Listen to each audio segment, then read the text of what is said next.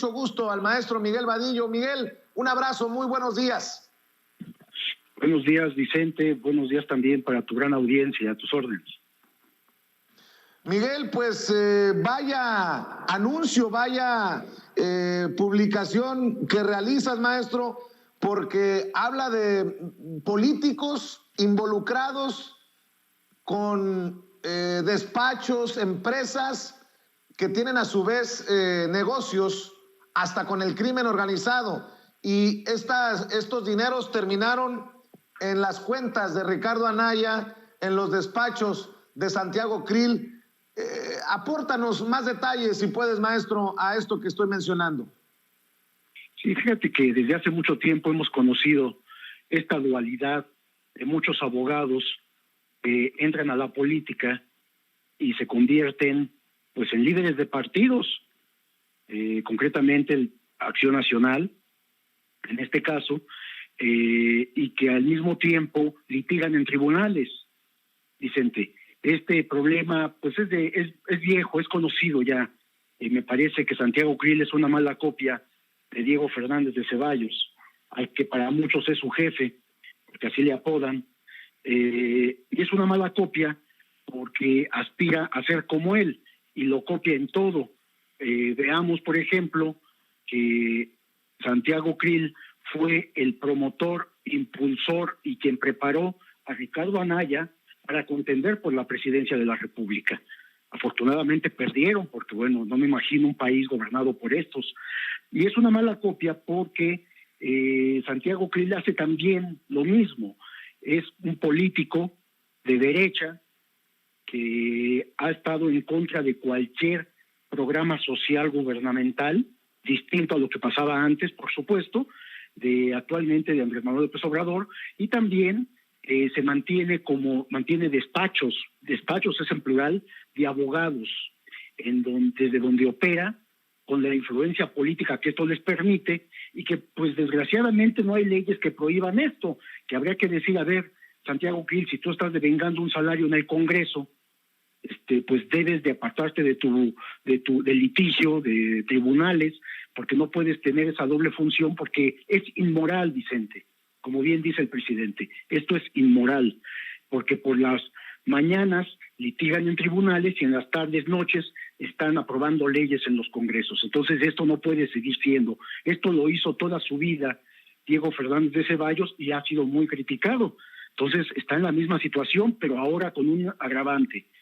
Las autoridades hacendarias y judiciales de México, desde que entró el actual gobierno, hubo la orden presidencial de investigar a todas aquellas empresas que estaban siendo utilizadas, que eran de membrete, empresas fantasmas, y eran utilizadas por el crimen organizado para lavar dinero.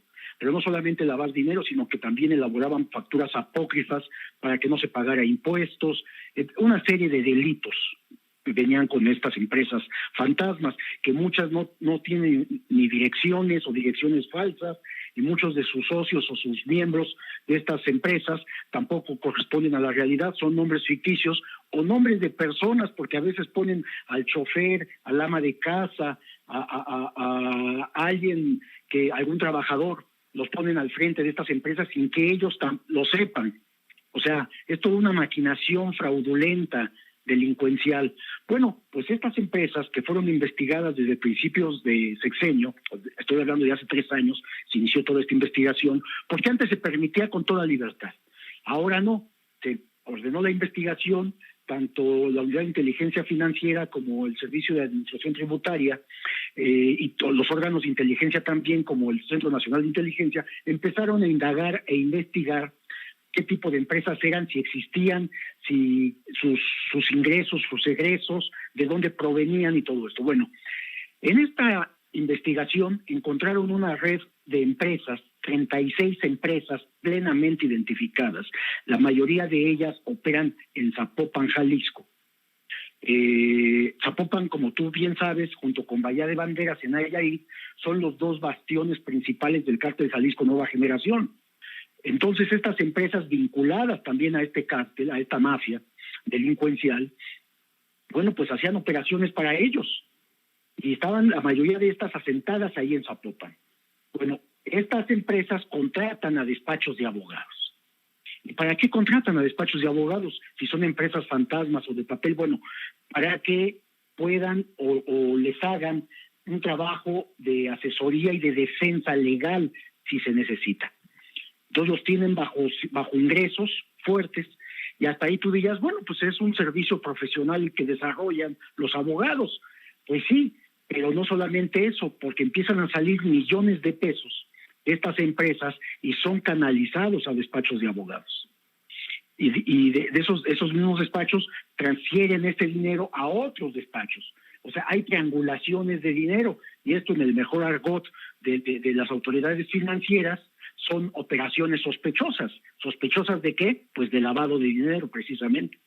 Y entonces estos despachos de abogados, lejos de ser despachos profesionales con una actividad pues que cualquier delincuente pues tiene derecho a una defensa, digamos, pero estos despachos cuando empiezan a asesorar de cómo defraudar, de cómo operar, etcétera, etcétera, bueno, pues ya están pasando a la parte delictiva. Es lo que está investigando la autoridad exactamente. En este terreno vemos a una empresa concentradora creada por Francisco Gil Díaz, por otro abogado primo de él y por otro abogado, 3 abogados, ahí aparecen, ahí están los nombres en la información, crean esta empresa y esta empresa empieza a recibir recursos de muchos despachos de abogados. Extrañamente, esta empresa es más, en su portal se anuncia Suma de Capacidades, SC se anuncia como una empresa que da servicios a bufetes jurídicos. ¿Quién sabe qué significa eso? Pero bueno, le preguntamos, entrevistamos como corresponde a Santiago Krill, al diputado federal, no nos dio la entrevista en vivo, pidió un cuestionario, obviamente para que no haya réplica y para poder tener una margen de contestación más accesible para él. Nosotros aceptamos, por supuesto, porque queríamos su versión, y se le hicieron 9 preguntas y las 9 contestó.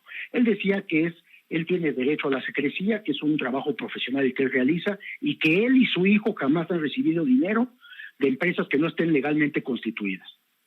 Pues aquí ya hay la primera mentira, porque en un organigrama que tenemos, en un diagrama de actividades de flujos de dinero de estas empresas factureras, resulta que en el caso, por ejemplo, del despacho de su hijo, que también es abogado, Santiago Krill Garza Ríos, bueno, recibe millones, tanto él como sus otros 3 socios, y también el despacho, o sea, el individual y en el despacho, reciben millones de pesos de empresas factureras.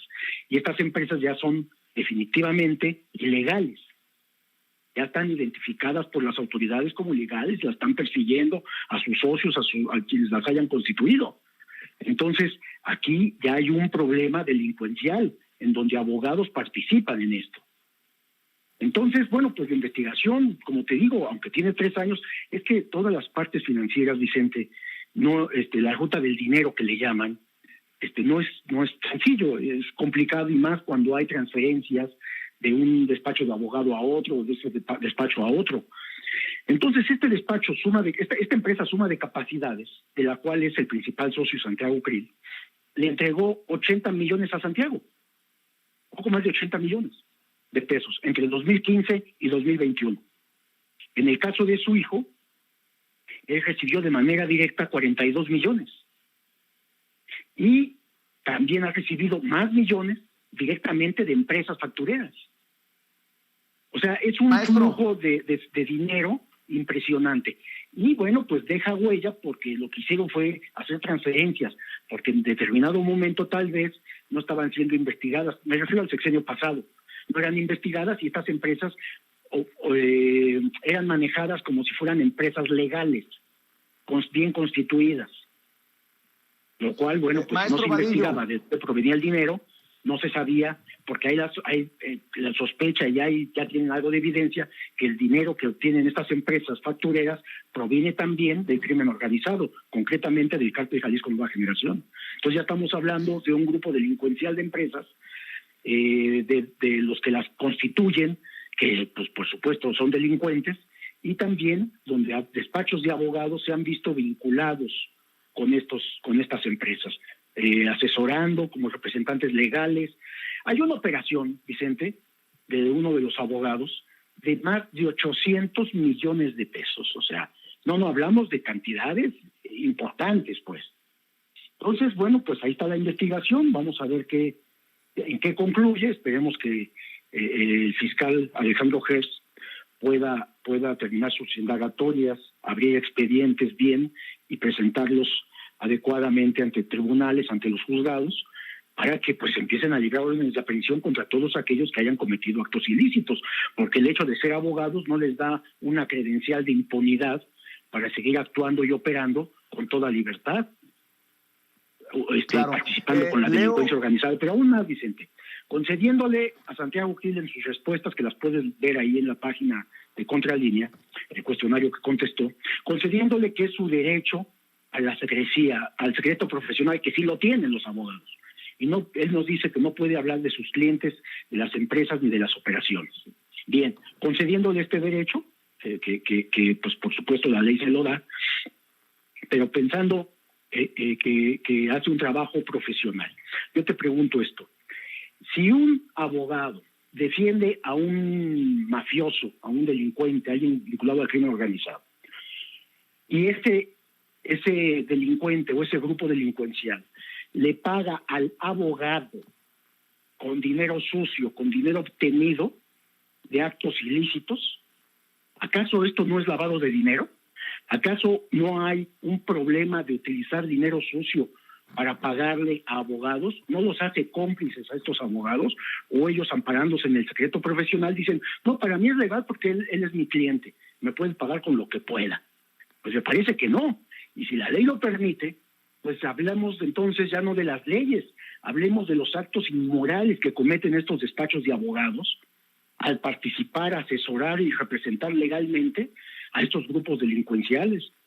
Es una línea muy delgada ahí que la cruzan muchos abogados, Vicente.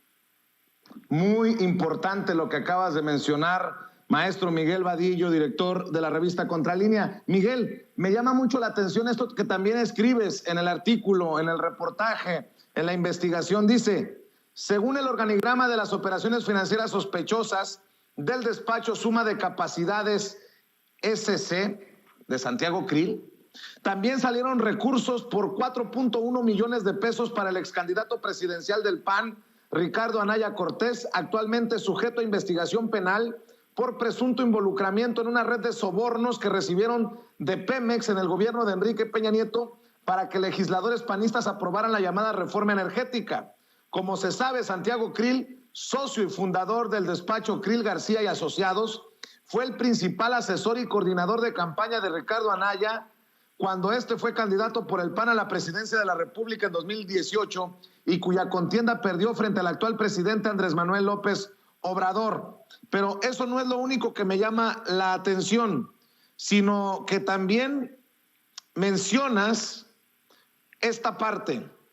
El diputado panista Krill Miranda es el socio principal de Suma de Capacidades, de donde obtiene su mayor ingreso, y de acuerdo con información oficial, esa empresa recibe dinero principalmente de los despachos de abogados Rincón, Mayorga, Román, Abogados Litigantes, y de Aguilar, Sierra y Asociados y GPL Abogados. Suma de Capacidades también recibió ingresos millonarios de otros despachos. Aguilar, Sierra y Asociados le transfirió cerca de 13 millones de pesos, Krill Rodríguez y Abogados más de 8 millones de pesos, C. Claro, socio de Alfa Credit, 4.3 millones, GPL Abogados, 3.4 millones de pesos. Y esto es lo relevante. El socio principal de Aguilar, Sierra y Asociados es Eduardo Ismael Aguilar Sierra, quien es representante del PAN ante el Instituto Nacional Electoral y cuyo despacho recibió 3.4 millones de pesos de municipios gobernados por panistas. Mérida, Yucatán, 3.4 millones, y Reynosa, Tamaulipas, 2.7 millones, así como otros 5.2 millones de pesos del partido Encuentro Social. El vínculo político hasta la vértebra de esta red que destapas, Miguel. Sí, se me había pasado este detalle de que también este joven panista que quiso algún día ser presidente de la República y que hoy anda a salto de mata en Estados Unidos, se presume, puede ya haberse movido, no lo sé.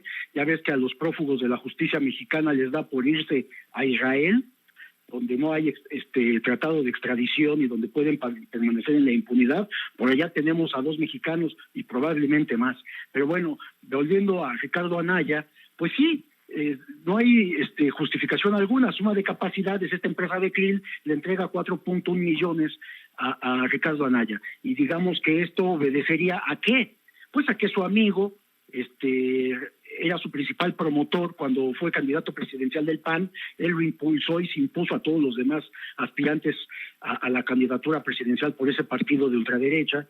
Entonces, de tal manera que pues vemos toda una red de panistas involucrados. Son del mismo partido, piensan igual, actúan igual, y por eso yo al empezar esta plática te hablaba de que Santiago Krill es una mala copia de Fernández de Ceballos, de Diego Fernández de Ceballos, ¿no? Hablaba de autoridad moral. Yo pregunto, ¿con qué autoridad moral estos panistas que son los que atraen los reflectores? Hablabas del jefe, del conocido en el bajo mundo del panismo como el jefe Diego Fernández de Ceballos, que muchas veces activa su virulencia en redes sociales. Santiago Krill, que pidió diálogo con el gobierno. Ricardo Anaya, que se dice perseguido político. Pues estamos a nada que Santiago Krill también pida que le paren a la persecución política en su contra con esto que das a conocer. Perdón por la risita, que yo sé que es la que calienta para estos personajes. Sí, bueno, pues es una coincidencia que está abierta toda esta investigación contra Santiago Krill, contra su hijo y contra Ricardo Anaya por esta relación con estos despachos de abogados y estas empresas factureras que sirven a la delincuencia organizada. Y de repente Santiago Krill, cuando el PAN ha estado en contra, se ha puesto a todo, absolutamente a todo lo que trata de hacer este gobierno. Sobre todo a mí me preocupa de los programas sociales, que es lo más importante. Se han opuesto a todo, y de repente Santiago Krill se para en Palacio Nacional, hace un video con su teléfono celular para decir que está ahí para pedir audiencia con el presidente, y le va a entregar una carta porque quiere el diálogo. De repente, ¿no? Quieren el diálogo y lo han establecido. Obviamente el presidente, con el colmillo político que tiene, por supuesto que lo acepta, porque aquí van a doblar las manos, Vicente. Los panistas van a doblar las manos. Y obviamente guiados por este personaje que ahora se está viendo involucrado en una seria y delicada investigación. Yo no digo que sean culpables porque no puedo decirlo, simplemente estamos dando cuenta de la investigación que hay y que la tienen las autoridades. ¿A dónde tope? No lo sé, porque pues a este gobierno le quedan 3 años nada más. Pero bueno, evidentemente es una enorme coincidencia, pero además hay algo más, Vicente. Los políticos son muy dados a declarar cuando son involucrados en algún asunto o están involucrados en algún acto ilícito, en salir a gritar inmediatamente que son perseguidos políticos. Ahí está el ejemplo de Ricardo Anaya, que todos los días vocifera contra el gobierno actual y se declara perseguido político, cuando es clara su participación en muchos actos, por lo menos inmorales. Pero bueno, entonces, en este caso, por eso es la aclaración, la investigación no era contra los políticos, Vicente, era identificar a las empresas factureras, que había muchísimas, sigue habiendo todavía. Pero bueno, este combate ha permitido precisamente que cierren estas empresas, que se persigan a los responsables y que, si se puede, vayan a prisión, porque son delincuentes. Entonces aquí hablamos de redes de empresas. Por ejemplo, otro dato que me acuerdo del organigrama que presentamos en Contralínea, hay un abogado que es el representante legal de 66 empresas, todas en el mismo domicilio en la colonia Roma Sur de la Ciudad de México. 66 empresas en el mismo domicilio. Si estos no son factureras, pues no sé qué clase de empresas sean, o las constituyen para andarlas vendiendo, veto a saber. Pero bueno, son evidencias ahí de que están actuando de manera ilícita, Vicente. Miguel, nada más para aclarar, decías que esta investigación no es nueva, que tiene años. Entonces, ¿esta investigación se inició en la Unidad de Inteligencia Financiera cuando Santiago Nieto era titular de la dependencia? La orden fue a varias entidades, Vicente. La orden presidencial fue a Santiago Nieto en la UIF, fue a Raquel Buenrostro en el SAT, fue al general Audomaro en el Centro Nacional de Inteligencia, porque cuando hablas de delincuencia organizada atrás de la creación de empresas fantasmas, de empresas de membrete como estas, estás hablando de que si es delincuencia organizada le corresponde tanto a la Fiscalía General de la República, son asuntos federales, también como a los órganos de inteligencia, como es el Centro Nacional de Inteligencia. Y no dudo que también los órganos de inteligencia de Marina y de la Defensa tengan esta misión de identificar empresas, porque hay otra empresa ahí en el organigrama, si tú lo observas, que por ejemplo tuvo ingresos en un par de años de cerca de 200 millones de pesos y su gasto fue de solo 2 millones, dicen. O sea, dices, ¿cómo opera o qué? ¿Qué empresa tan exitosa te da esos márgenes tan altísimos de ganancia, no? Entonces, claro, la investigación se hace sobre las empresas desde principios de año y la orden fue a todos estos órganos gubernamentales. Entonces, ahí, al investigar a estas empresas, se descubre que varias que transferencias de dinero de estas empresas que están identificadas plenamente, fueron a parar a los bolsillos de abogados y en muchos casos era para triangular dinero hacia otras personas que terminaron también en algunos políticos, como lo estamos dando a revelar. Así es, Miguel, antes de que te vayas, quiero decirte que estoy muy emocionado que el periodismo de investigación que ustedes realizan esté también marcando agenda. Vaya reportajes, vaya investigación que están presentando muchas de estas notas firmadas por Nancy Flores sobre el INE y los gastos superfluos. Entre otras cosas, han publicado que a los consejeros el INE les paga desde seguros hasta su comida y coche con chofer. Se han llevado la mañanera. Me imagino que como director de la revista has de estar muy orgulloso, Miguel. Yo quiero decirte que nosotros en Sin Censura estamos comprometidos con replicar lo que hacen, con decirle a la gente que tienen ya un programa digital, y te lo digo sin falsa... te lo digo sinceramente y creo que así lo has sentido, que en Sin Censura nuestro compromiso es con la audiencia y ustedes están haciendo un excelente trabajo. Me imagino que como director de la revista... Pues es también emocionante ver cómo Nancy se presenta en Palacio Nacional y ha hecho temblar a más de uno. También seguramente arreciarán los ataques porque la perra anda brava, como digo. Sí, yo estoy muy contento con el equipo de trabajo. Hacen un esfuerzo todos los reporteros de Contralínea, la verdad. Son muy profesionales y ya tenemos pues 20 años precisamente de andar por estas en Contralínea. Yo tengo mucho más en el periodismo, ya estoy bastante viejo para esto, pero en Contralínea tenemos 20 años y este equipo de reporteros que me han acompañado estos 20 años pues han estudiado, se han profesionalizado, hacen un trabajo excepcional. Yo estoy muy orgulloso de ellos, de que trabajen en el equipo de Contralínea y por supuesto pues te agradecemos tus comentarios.